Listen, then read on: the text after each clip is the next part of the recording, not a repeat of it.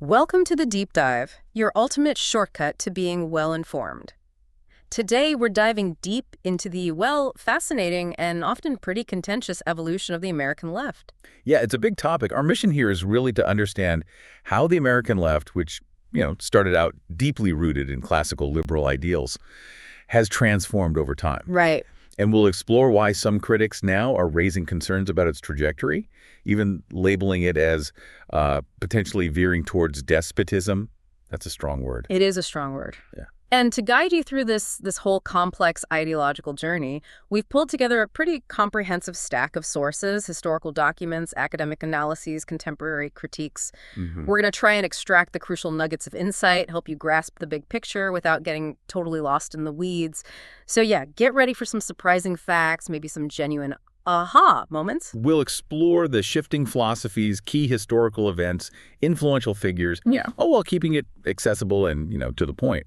Okay, so to really understand the American left, we have to start at its foundation, right? Classical liberalism. Absolutely. This isn't just some historical footnote. It's like the intellectual bedrock of American thought itself. It really is. So when we talk about classical liberalism, what are we actually talking about? Well, we're talking about a profound emphasis on individual rights, equality before the law, democratic governance, and crucially limited government power, all designed to protect those freedoms. Okay. And it's rooted deeply in Enlightenment thinkers. Think John Locke, his ideas on natural rights, consent of the governed, that was revolutionary stuff. Yeah. Or Montesquieu, championing the separation of powers as this vital bulwark against, concentrated power, a direct counter to the despotism that plagued European monarchies for centuries. These weren't just abstract concepts, they were like blueprints. Right, blueprints. And you can see these principles woven right into the fabric of our founding documents. The Declaration of Independence, the Bill of Rights. They established a whole new kind of society. But then, things began to shift, and a pivotal figure in that evolution was John Dewey. Ah, Dewey, yes. His pragmatism really changed the game. How so? Well, Dewey argued that ideas weren't legitimate just because they sounded good. They had to be tested in practice. They had to prove their worth by solving real-world problems. Okay, practical. Very practical. So this advocated for a highly flexible approach to governance. He saw democracy thriving not just through voting, but through active citizen engagement, open discourse. He really saw education as this transformative tool for critical thinking and civic responsibility. Interesting. And here's a surprising insight, maybe. Dewey's focus on practical solutions, which was meant to make governance more adaptable, it ironically laid the groundwork for later debates about the proper scope and power of government itself. How? Because policies would start being justified not by fixed principles necessarily, but by their perceived effectiveness. Does it work? Got it. So this emphasis on empirical evidence, on what actually works, started influencing policymaking, sort of like we see in debates now around climate change or public health. Exactly, where data-driven solutions are often front and center. This early intellectual pivot, rooted in pragmatism, it really redefined that ongoing tension between individual liberty and collective well-being. Yeah, it showed that the American pursuit of freedom would always be tangled up with the practical challenges of a changing society, always reevaluating that balance. Precisely, constantly reevaluating where the balance lay. So moving forward a bit, we get to the early 20th century, the progressive era. Right. This marked a significant departure, didn't it, from earlier ideals? You have figures like Theodore Roosevelt, Woodrow Wilson championing reforms. Yeah, big names, big changes. Their aim was really to curb corporate power, expand social welfare. Wilson especially had this vision for a much more activist government. Think the creation of the Federal Reserve Act in 1913, new antitrust laws. This was a stark contrast to that earlier, more laissez-faire, hands-off approach. So this era really redefined the purpose of government. It absolutely did. While classical liberalism focused on individual freedom, mostly through market mechanisms, progressivism championed active government intervention to achieve what they saw as more equitable outcomes. But not everyone was on board. Oh, definitely not. Critics like Richard Hofstadter pointed out that progressivism's pursuit of moral rectitude, doing the right thing, sometimes led to coercive measures, which illustrates that fundamental tension that just keeps coming back. Which is? How far can the state go to improve society before it starts infringing on individual liberty? That tension became even clearer, I guess, with the Great Depression and FDR's New Deal. Oh, absolutely. Yeah. Roosevelt's pivotal Commonwealth Club address in 1932 that famously laid out a new social contract, collective responsibility, active government intervention to stabilize the economy. He basically said true democracy needed more than just voting rights, right? Exactly. Yeah. He asserted it required economic security, access to housing, healthcare, education. This ushered in what some scholars call quantitative liberalism. Quantitative liberalism. Yeah, a pragmatic, data-driven approach to social and economic issues. Think programs like the CCC, the Civilian Conservation Corps, or the WPA, the Works Progress Administration. Right, the big job programs. Yeah, and their success was measured directly by things like employment rates, project outcomes. This approach was heavily influenced by John Maynard Keynes.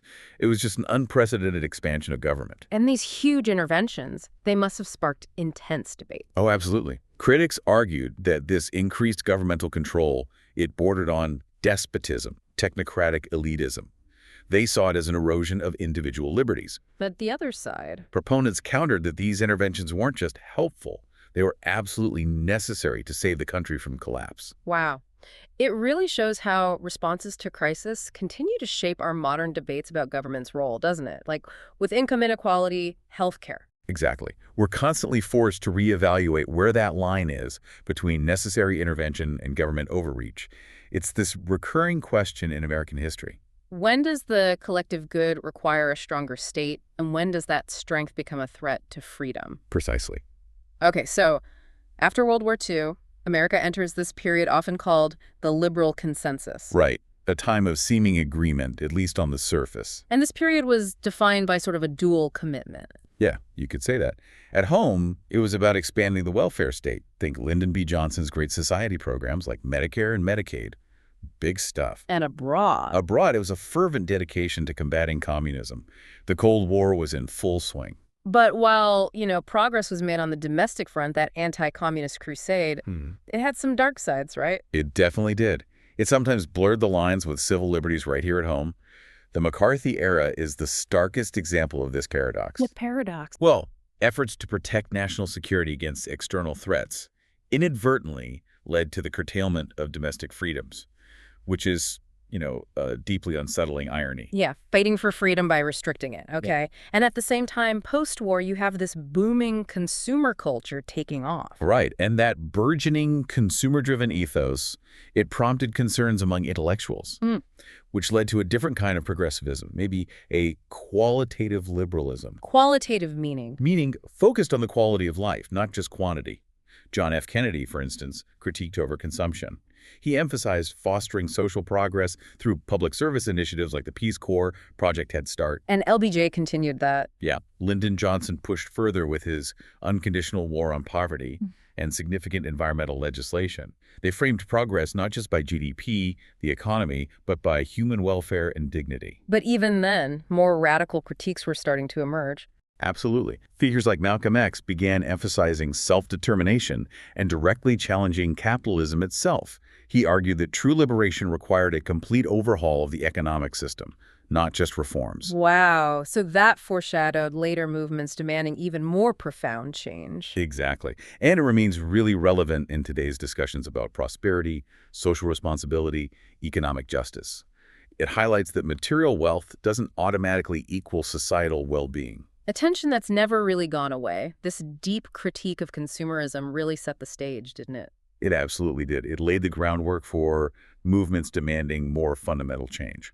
Which brings us to the 1960s and 70s and this powerful acceleration with the rise of the radical left. This was about fundamentally challenging established norms. Yes, and it wasn't just about policy. It was driven by new philosophical underpinnings.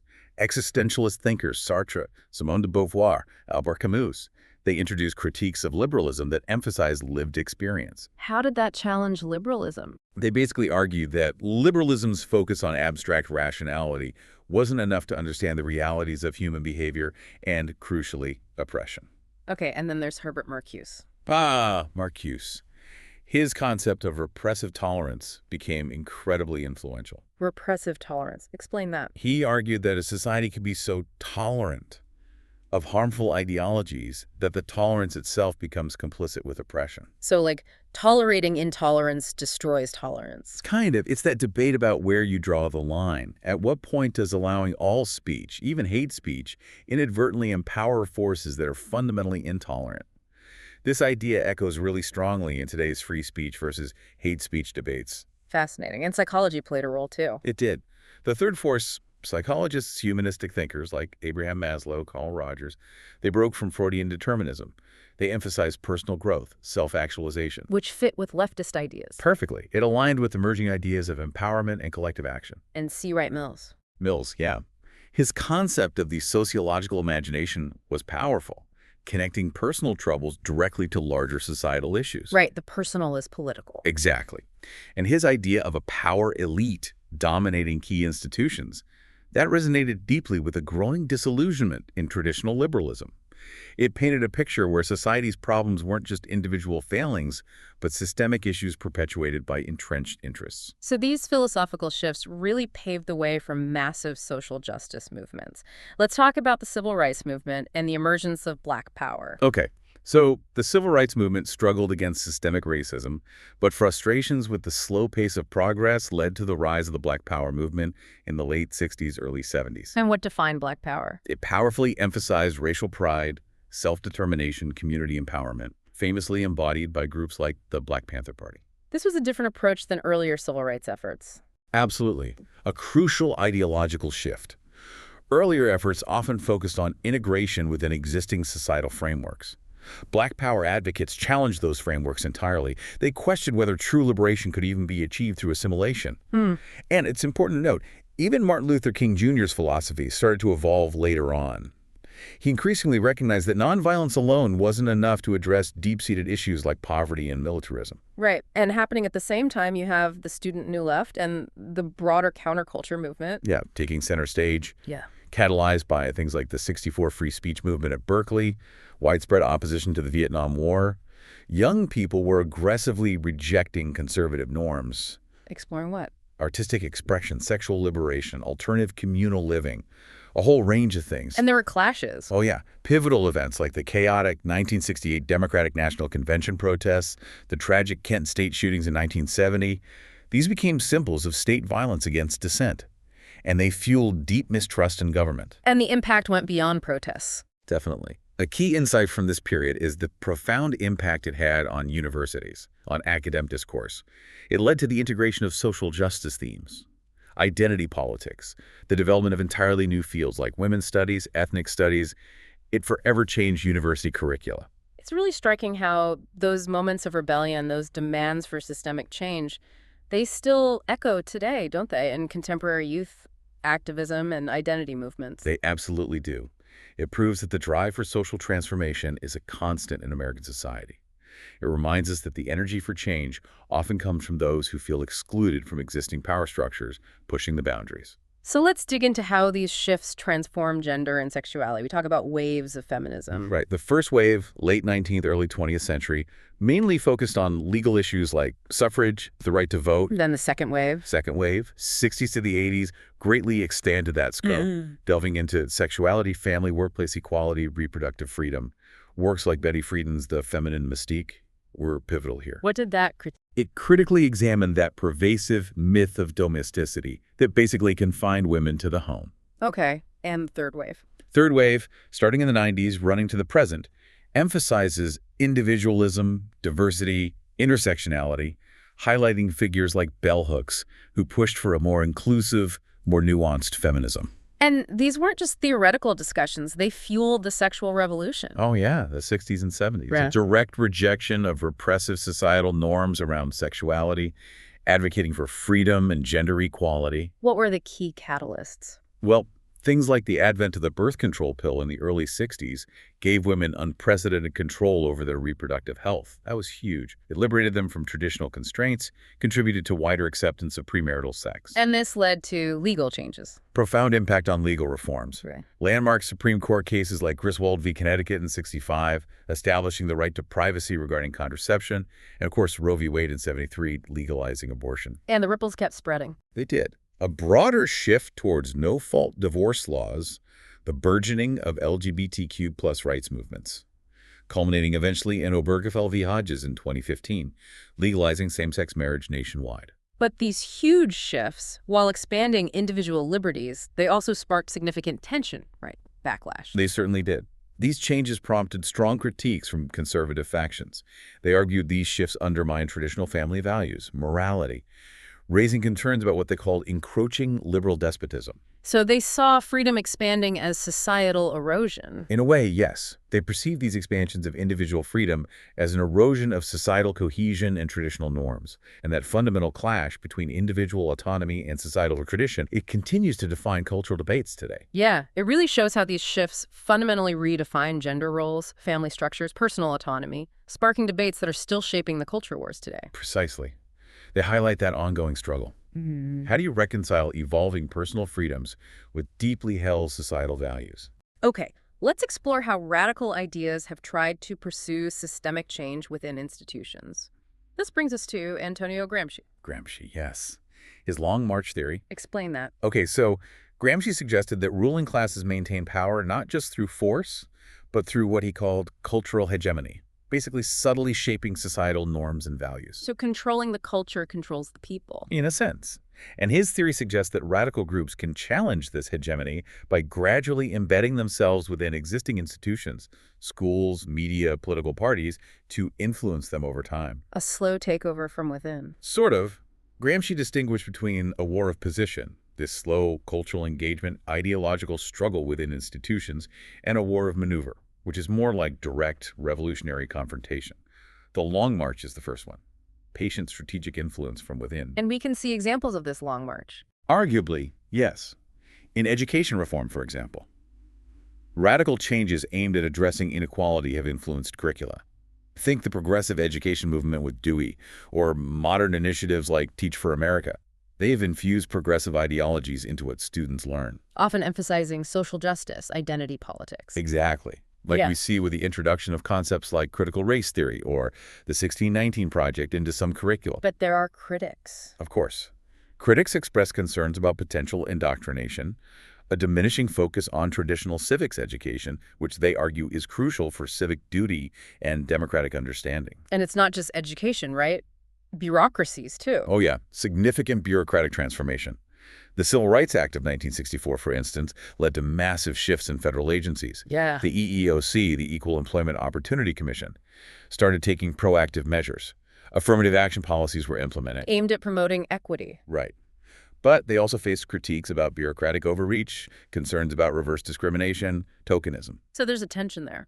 Absolutely. A key insight is the constant push and pull these changes created. Really? Local autonomy versus the necessary federal oversight to ensure compliance with civil rights laws.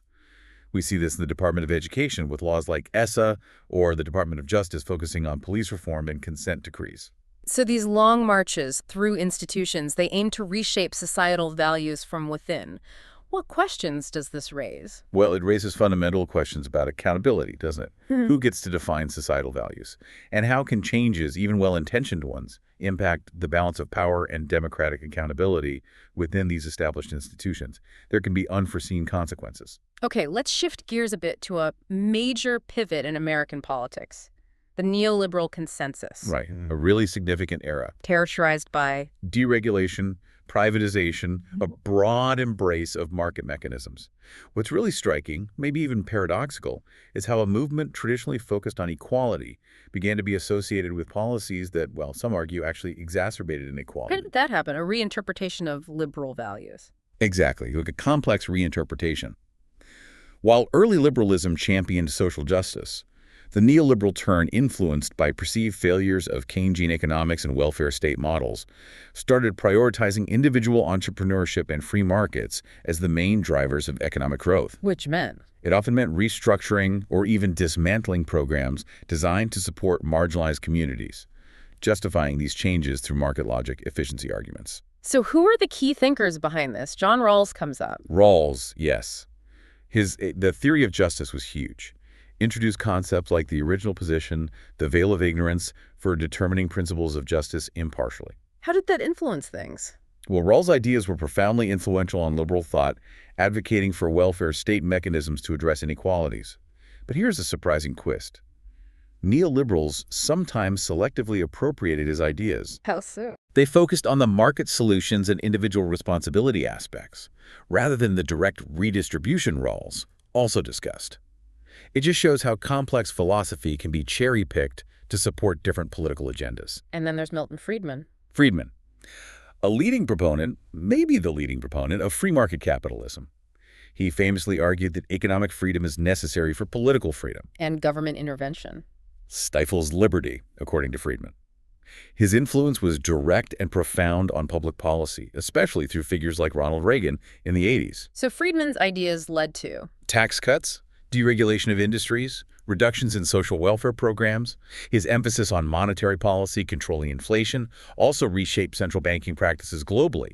Proponents lauded it for efficiency, innovation. But critics argued it contributed to rising inequality and weakened social safety nets. And we see this neoliberal consensus playing out across different presidencies. Absolutely. Reagan in the 80s, tax cuts, increased military spending, but also welfare reform, the war on drugs leading to mass incarceration. Then Clinton in the 90s. Clinton adopted a third-way approach, embracing free trade with NAFTA, fiscal conservatism, but also his own welfare reform, trying to blend approaches. And George W. Bush? Bush, in the 2000s, continued with tax cuts, increased military spending after 9/11, plus social reforms like No Child Left Behind, Medicare Part D.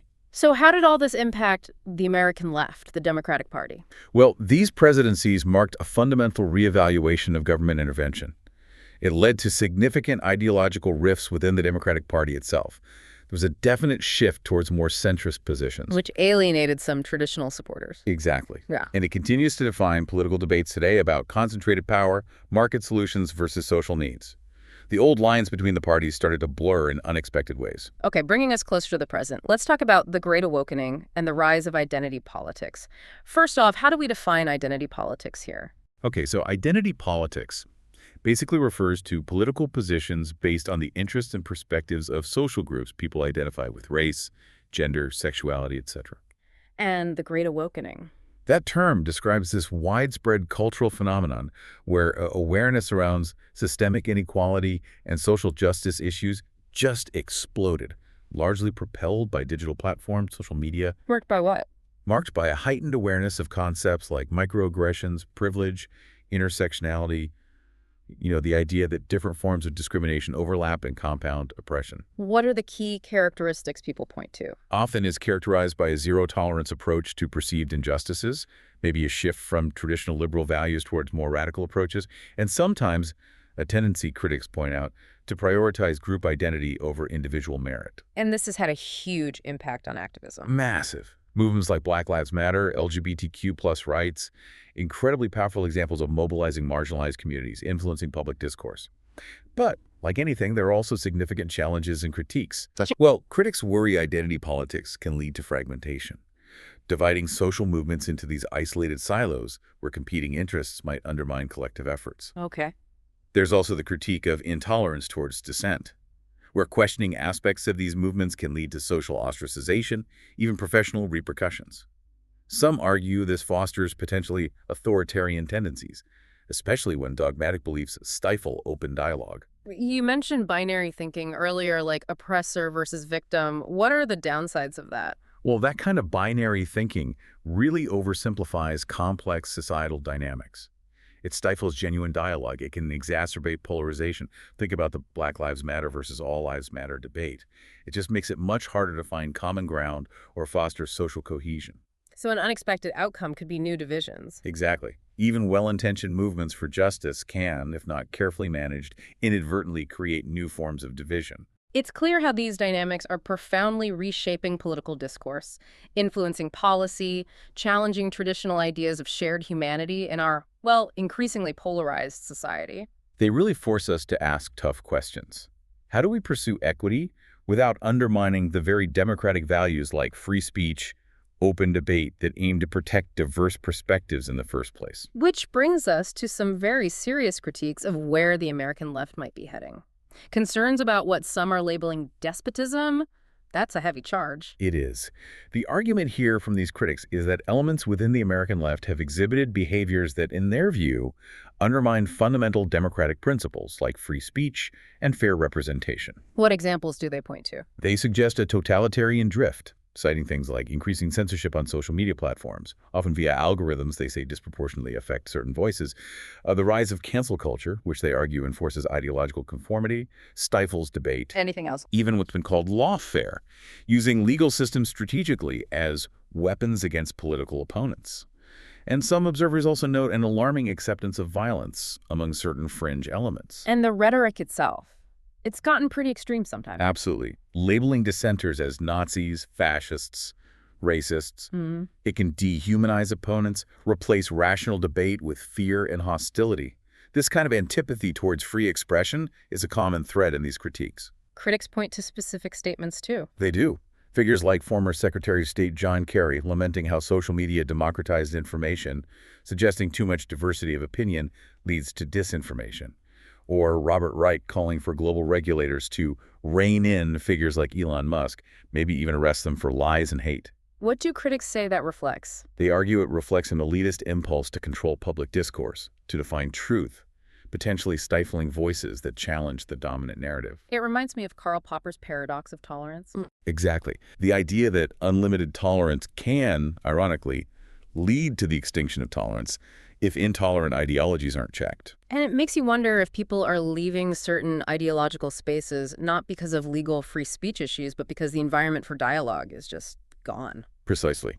When echo chambers, hostility, vilification of nonconformity become the norm, genuine dialogue just can't flourish. People disengage, they self-censor. It's a breakdown in civil discourse, regardless of the law. And a final really serious concern critics raise is the weaponization of justice. Yeah, this is a big one. They argue terms like fascist, Nazis have been so misused, so diluted, often just flung at conservative or moderate viewpoints that they've lost their real meaning. And the irony. The irony, some note, is that those using these labels sometimes employ tactics intimidation, doxing reminiscent of the very ideologies they claim to oppose. They point to recent examples. A high-profile one critics often raise is the 34 felonies narrative around Donald Trump's conviction. Arguments were made that the charges were politically motivated, citing the timing, a perceived lack of clear precedent for that kind of standalone felony charge, questions about the evidence. And legal critiques. Yeah, critiques from legal scholars like Judge Wilson highlighted concerns about lack of specificity in the indictment, the jury instructions, raising questions about due process rights, potential for reversal on appeal.